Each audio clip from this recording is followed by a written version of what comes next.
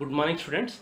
We are going to discuss the importance of vector algebra, vector calculus and index notations, which is very helpful in understanding this course. The objectives of today's lecture is to provide familiarity to index notations, vector algebra, vector calculus. Consider vector A, which is defined in magnitude and direction in three-dimensional space in terms of the components of x, y and z direction as A equal to A1 I, A2 J, A3 K, where I, J, K are the unit vectors along the x, y and z directions. This vector A is also defined in terms of the components of vectors.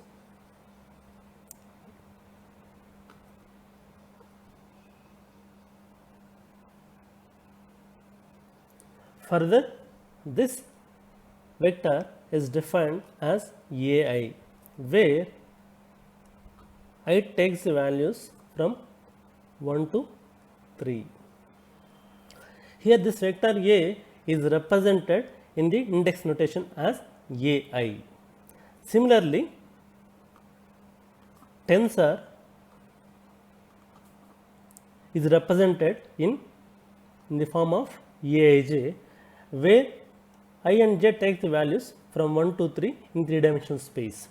The expansion form of Aij is defined as Aij equal to A11, A12, A13, A21, A22, A23, A31, A32, A33. These 9 terms of the tensor is defined using the letter Aij. Using this Aij, we can define 9 terms so that we can simplify the tensor easily. So, in three-dimensional space, the indices Ij takes the values 1 to 3. In two-dimensional space, it takes the values 1 to 2. Now, for example, consider an expression Ai plus Bi. An expression is expressed in terms of the index notations as Ai plus Bi. Here the values, I takes the values, assume it is in a three-dimensional space. In three-dimensional space, I take the values 1, 2, 3. So, this expression in the expansion form becomes A1 plus B1, A2 plus B2 and A3 plus B3.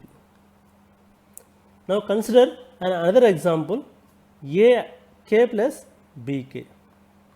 This AK plus BK will also use the same set of expressions as given here, okay, because the K also take the values 1, 2, 3. So, we will write A1 plus B1, A2 plus B2, A3 plus B3. So, AA plus BI is same as AK plus BK. Now, we consider another example AI plus Bij. This expression is invalid expression. This is invalid expression. Why this is invalid expression? If you look at the first term, how many indices we are having? Here we are having only one indices, that is I. If you look at the second term, we are having two indices. Okay, the first term is having one index, second term is having two index. So, which is invalid expression. So, the condition is each term we should have same free indices. We will define what is free indices later. Here I, j and are the free indices. Each term, this is the first term, this is the second term. Both the terms should have the same free indices, but we are having different free indices. We can't add different free indices, so it is an invalid expression. Now, we take the other example Ai plus Bk. It is also a invalid expression. Why it is invalid expression? The first term is having a index I, the second term is having index k. So, it is an invalid expression. Why it is invalid? The term should have same index, it should not have a different index, but it is having here different index. So, it is an invalid expression. Now consider another expression ai bk. We assign I equal to 1 for the first expression and k equal to 1. So here a1 b1, next term becomes a1 b2 a1 b3. In second expression I becomes 2. So it becomes a2 b1 a2 b2 a3 b3. In third expression it becomes a3 b1 a3 b2 and a3 b3. Now if you look at here these terms, here this represents ith values. These indices are I indices. These are indices. This represents indices k. Here I takes the value 1, here I takes the value 2, here I takes the value 3. If we come to the columns here, k takes the value 1, here k takes the value 2, here k takes the value 3. So that we can express this ai bk in this fashion here. Now we consider the other example, that is ai bi. Unlike ai bk, this expression gives only 3-term expression. It gives 3-term expression. This will not represent a 9 times. What are the 3 terms where we have to express here? I has to take the values 1, 2, 3. So first term is a1 b1, second term a2 b2, third term a3 b3. Now if you look at this term here, the index I is repeated 2 times in this term. Okay, if you are taking this expression, the I is expressed 2 times. I is repeated 2 times. So when I is repeated 2 times, we are going to adopt adding the terms by assigning the values to the repeated index. So what are the three terms we are having? a1 b1, a2 b2, a3 b3. If we find a repeated index in this term, then we have to adopt the adding the terms. Then we have to adopt a procedure adding terms. That is, this expression should be defined this way. That is, a bi is equal to a1 b1 plus a2 b2 plus a3 b3. The rule is that if an index in a term is repeated, then it means that the summation of the terms is obtained by assigning the values of index over its range. This is called instance summation convention. Now consider an expression aik xk is equal to bi. If you look at this equation, the index k is repeated in a term. In this term, k is repeated. So we have to adopt a convention of adding terms by assigning a values to the k. Here we assume it is a 3-dimensional space. In a 3-dimensional space, k will have a values of 1, 2, 3. So the expression becomes ai1 x1 plus ai2 x2 plus ai3 x3 equal to bi. If you look at this expression, k is repeated, so it is a dummy index, and we have to sum this by assigning the values to k. So k values are 1, 2, 3. So we assign k equal to 1, k equal to 2, k equal to 3, and after assigning the values, we have to sum all the terms. That summation is known as instant summation. Now we'll assume another example, xj equal to bj. Now this expression is also gives the same equation. What is that? ai1 x1 plus ai2 x2 plus ai3 x3 equal to bi. If you look at these two equations, equation 1 and 2 are both are same.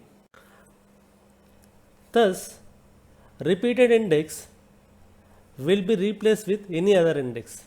For this reason it is called a dumb index. This k or j are known as dummy index, whereas the non-repeated index is called a free index. Now we are defining the dummy index and free index. Free index, non-repeated index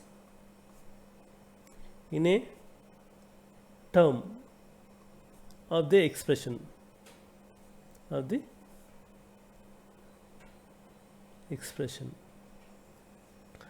Now consider the dummy index.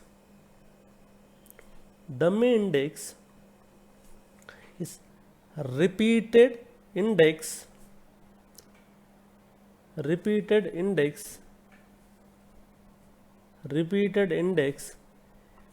in a term. Now to understand this, consider an example.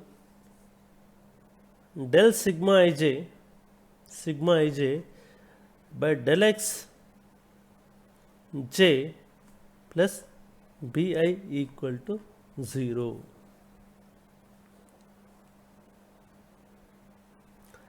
Now if you look at the first term, the j is repeated, the j term or j index is repeated.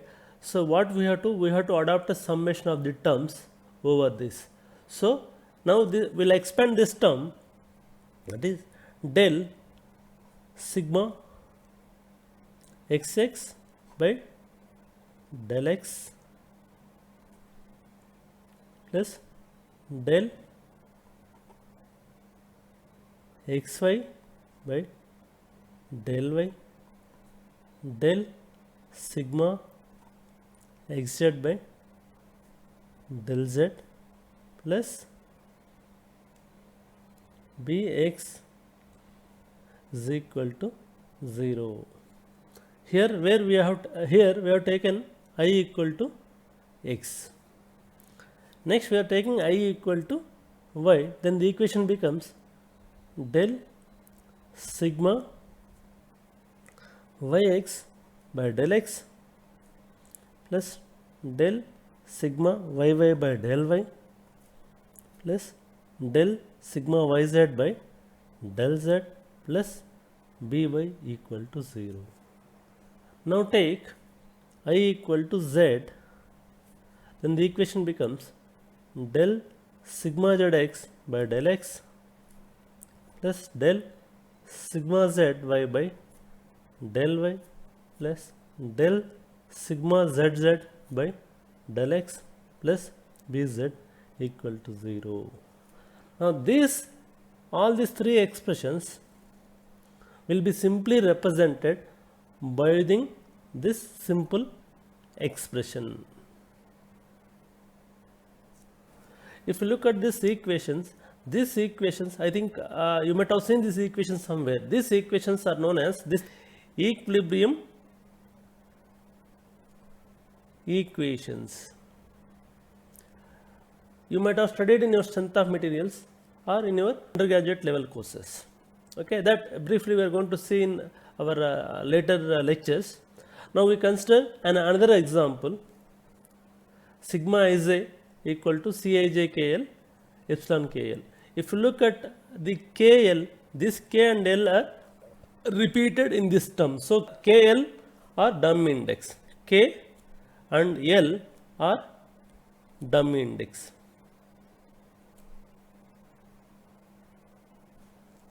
And if you look at Ij is not repeated, so I and J are free index. Now if we look at both the terms, we are having same number of free index, okay, in the both the terms. So this is a valid expression. Now if you want to express this, sigma ij equal to Cij 11 epsilon 11 plus Cij 12 epsilon 12 plus Cij 13 epsilon 13 plus Cij 21 epsilon 21 Cij 22 epsilon 22 plus Cij 23 epsilon 23 plus Cij epsilon 31 Cij 31 epsilon 31 plus Cij 32 epsilon 32 plus Cij epsilon Cij 33 epsilon 33. Okay, if you look at this equation gives the relationship between stress and strain, okay, that you may study in your advanced strength of materials or other PG level courses. Now we are going to consider some other expressions which are invalid. Consider first expression here, AI Bj equal to Ci. This is an invalid expression. Why it is an invalid expression? If you look at this term here, how many index we are having?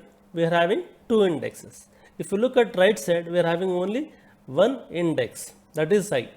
So according to the definition, both the terms should have same free indices, but here we are having different indices. So this is an invalid expression. We will take other invalid expression, that is sigma ij plus epsilon kl is equal to 0. This equation is also a invalid expression. Why it is invalid expression? If you look at the first term, the indices are ij. In the second term, the indices are kl. So this each term is having a different free indices. So it is a invalid expression. It should have a valid. It is an invalid expression. Next, consider the other expression, that is AI Bi Ci equal to 0. What about this? Is it a valid or invalid? This is also a invalid expression. Why it is an invalid expression? In any valid expression, the index can occur at most twice. If the index is repeating more than 2 times, then it is an invalid expression. That is the reason it is an invalid expression. Now we are going to see the important points with respect to the index notation. Important points.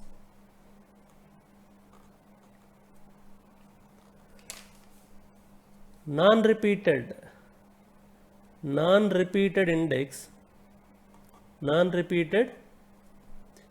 index is known as free index, and repeated index, what about repeated index? Repeated index is a dummy index.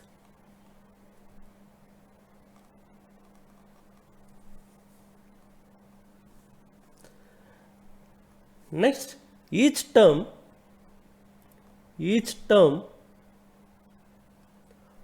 should have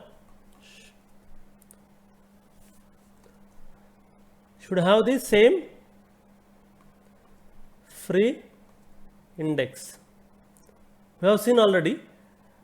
Here we are having a different free indices, that's why it is invalid. So for valid expression, it should have same free index.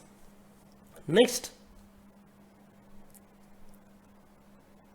if a term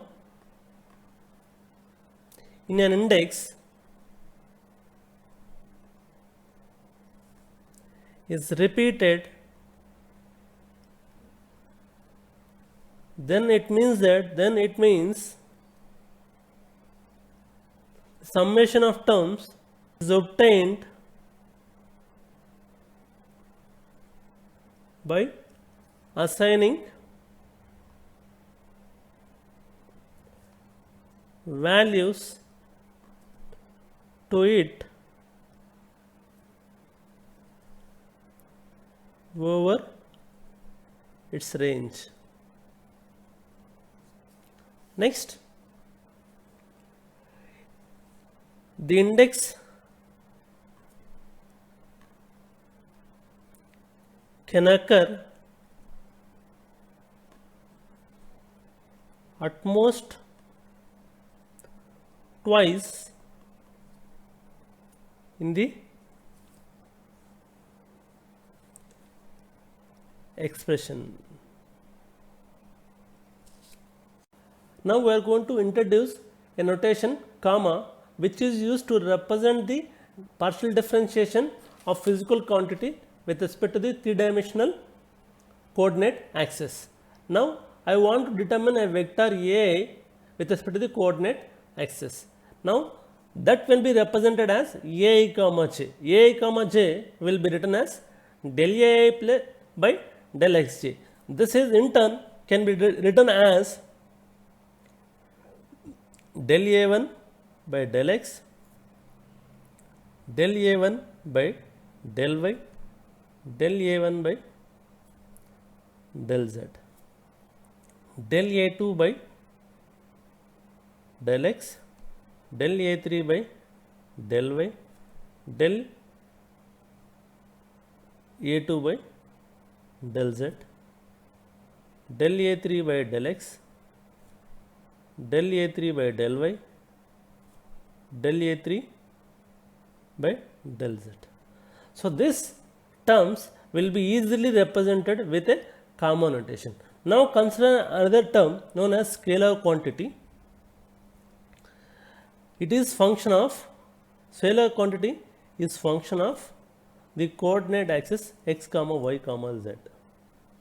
If I want to represent the gradient of this scalar quantity, it can be represented easily with respect to the term comma. That is, phi comma j represents del phi by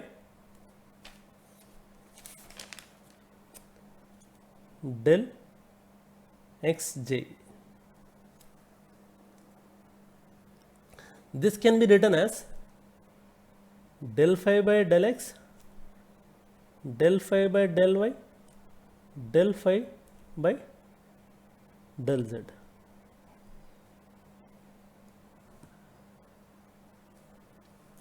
This is known as gradient of phi. Now we are going to introduce a symbol Kronecker delta. Kronecker delta is a symbol introduced by a German mathematician named Leopold Kronecker and is called Kronecker delta. This delta is named as Kronecker delta after a great German mathematician Leopold Kronecker.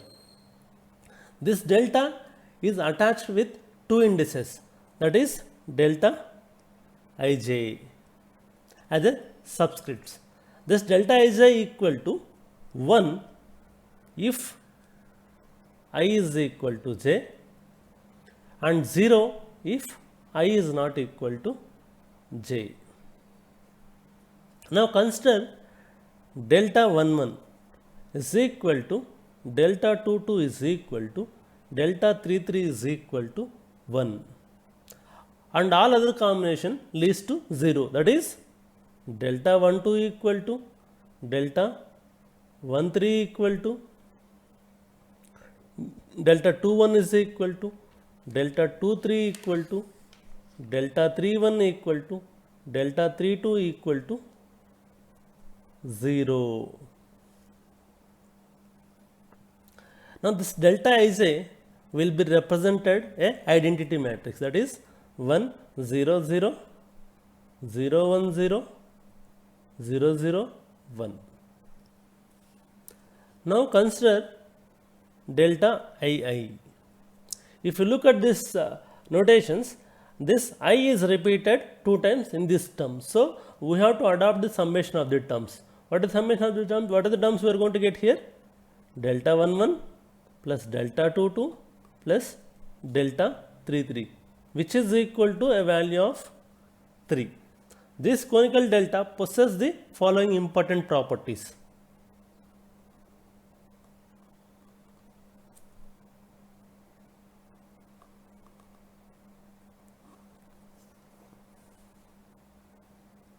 That is, first condition is Ai delta Ij equal to Aj. Now we are going to see the proof of this. Consider the expansion of this term. If you look in this term, I is a repeated index. So what we have to do? We have to sum all the terms by repeating the values of I.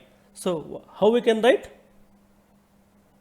A1 delta 1 1 plus A2 delta 2 1 plus A3 delta 3 1 is equal to A1.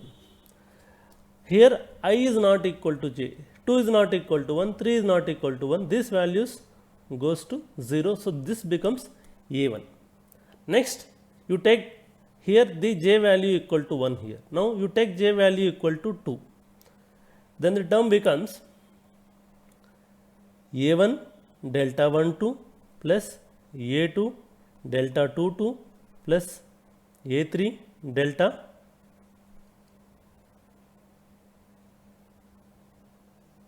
3 2 is equal to A2. So these two values are 0. So it becomes A2. Now take the value of j equal to 3. It becomes A1 delta 1 3 plus A2 delta 2 3 plus A3 delta 3 3. These values are 0 because delta 1 is not equal to 3, 2 is not equal to 3. So it becomes A3. So this can be written simply as Aj. So hence the equation becomes Aj. So Ai delta Aj equal to Aj. Now if you look at this term here, simply without the explanation of this, we can simply prove that. So this value is non-zero. This value is non-zero if I equal to j. This in this expression, I is equal to j. This expression is non-zero. All other terms, this value will becomes 1. If I equal to j, this value will becomes 1. So what happens? Simply replace this I with j. So what happens? If replace I with j, this becomes Aj. Now you can consider the second important property, that is Aij delta Jk equal to Aik. If you look at this term here, this is also valid. Okay, this is a important property that conical delta has to satisfy. This term is a non-zero value. When we are having this value as a non-zero value, if j equal to k, this value is a non-zero value. So what we have to do? We have to replace j with k. So it becomes, what happens? If you are replacing j with k, what happens? Aik delta kk, which is delta kk is always 1. So it becomes Aik. Okay, the third important property is delta Ij delta Jk equal to delta Ik. Delta Ij delta Jk equal to delta Ik. Similarly, we can prove this property also. This this value will exist if this value is non-zero. When this value is non-zero, j equal to k, this value will be a non-zero value, that is the value of 1. So what we have to do, we have to replace j with k, so it becomes delta ik. So this equal to delta ij, hence it is proved. Next, we are going to introduce a new symbol known as Levi-Civita symbol. Another important symbol is Levi-Civita symbol, named after the Italian mathematician Tullio Levi-Civita. It is represented as epsilon ij k. This symbol is also known as permutation symbol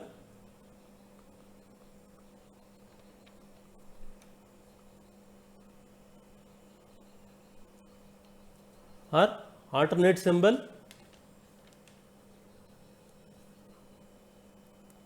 alternating symbol or alternator. Now consider epsilon ijk is equal to 1 if I is not equal to j, j is not equal to k, and k is not equal to I, and it appears 1, 2, 3, 1, 2, and this value is equal to minus 1 if I is not equal to j, j is not equal to k, and k is not equal to I, and it appears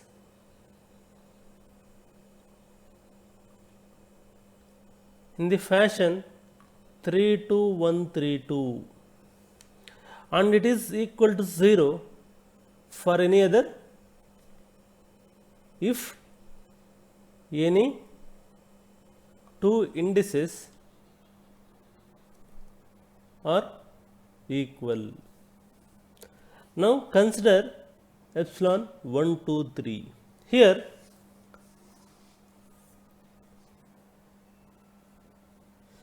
consider epsilon 1, 2, 3. Here this is I, this is j, this is k. Here the indices are not equal. I is not equal to j, j is not equal to k, k is not equal to I. And it is appearing in the fashion of 1, 2, 3.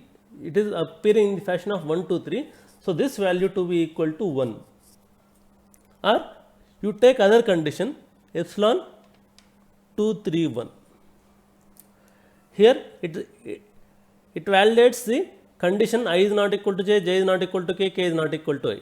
So and here it is appearing 2, 3, 1. Okay, 2, 3, 1 is also in the order, so this value will be equal to 1. You can also take the other condition 3, 1, 2. 3, 1, 2, it is also appearing in the same order, so this value will be equal to 1. Now consider the other condition, that is epsilon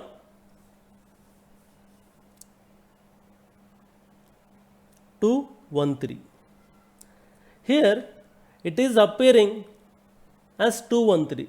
2, 1, 3 will give a value of minus 1. Now consider 3, 2, 1. 3, 2, 1. So 3, 2, 1, okay, it is appearing in this order, so this value is also minus 1. And consider epsilon 1, 3, 2. So 1, 3, 2 appearing in this order, so this corresponding value is minus 1. The remaining 21 possibilities,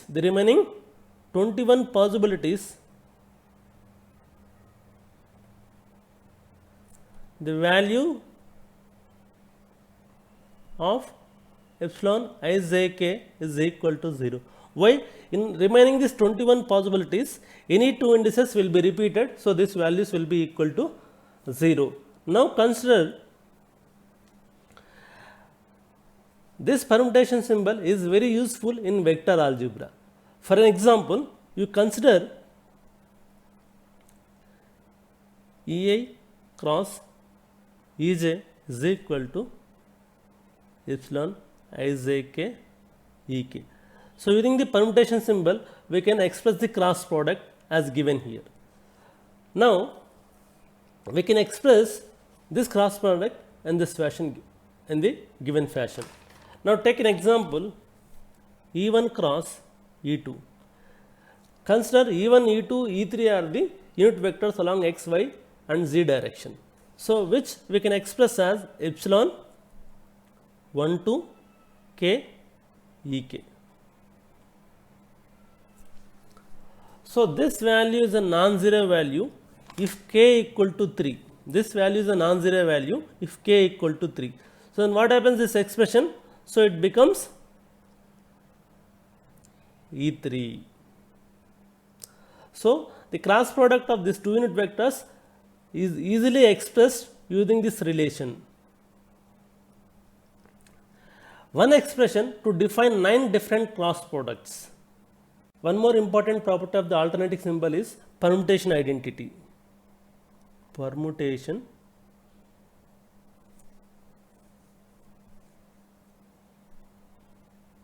identity. That is epsilon ijk epsilon pqk is equal to delta ip delta jq minus delta iq chronicle delta jp. Okay, this is a very important identity. Here we will check this condition. If here j should not I should not be equal to k. If I is equal to k, this expression will goes to 0. So I and j should not be equal to k. Then what is the other possibility? So I to be equal to p. If I equal to p, j should be equal to q. Otherwise